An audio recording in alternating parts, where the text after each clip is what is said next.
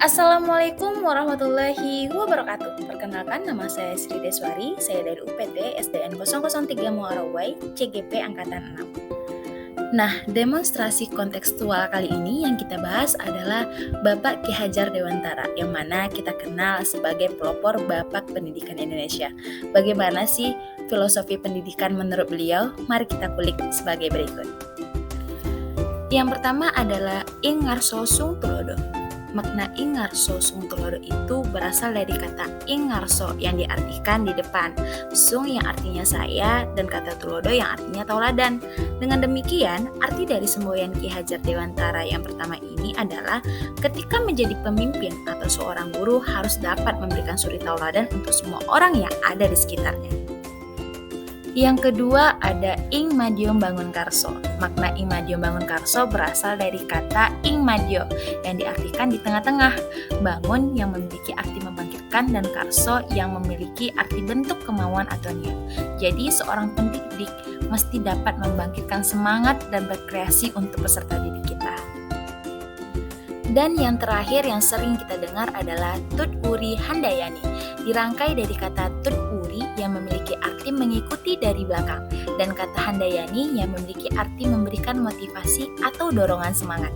Dengan demikian, semboyan Ki Hajar Dewantara yang ketiga ini memiliki makna bahwa seorang guru diharapkan dapat memberikan suatu dorongan moral dan semangat kepada peserta didik ketika guru tersebut berada di belakang. Ki Hajar Dewantara mengatakan, pendidikan itu tempat persemaian benih-benih kebudayaan dalam masyarakat.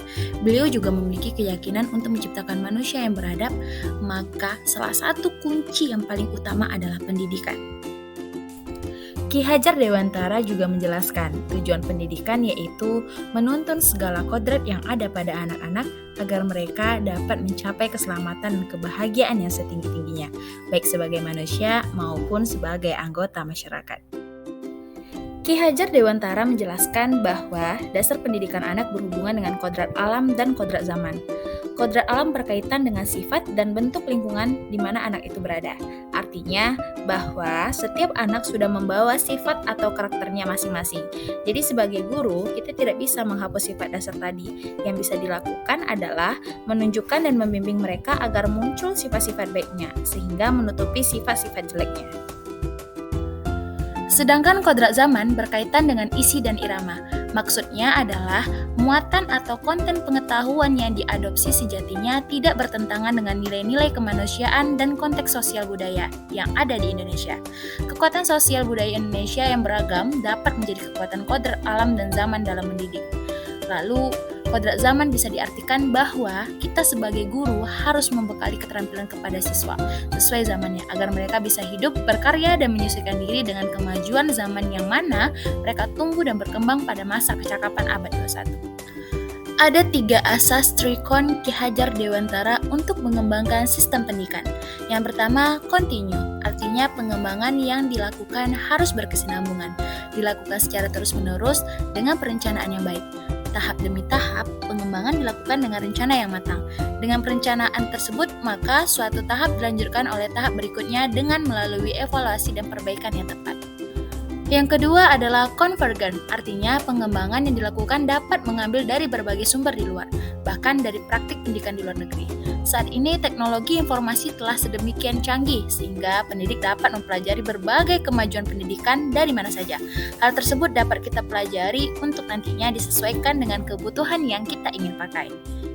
Yang ketiga ada konsentris, artinya pengembangan pendidikan yang dilakukan harus tetap berdasarkan kepribadian kita sendiri, agar dapat menuntun tumbuh kembang peserta didik secara maksimal sesuai dengan karakter kebudayaannya sendiri. Nah, dasar-dasar pendidikan yang menuntun.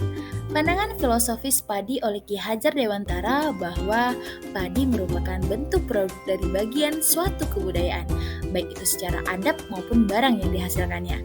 Menurut beliau, pertumbuhan padi ditentukan atas perlakuan oleh petani yang mengolah padinya sendiri.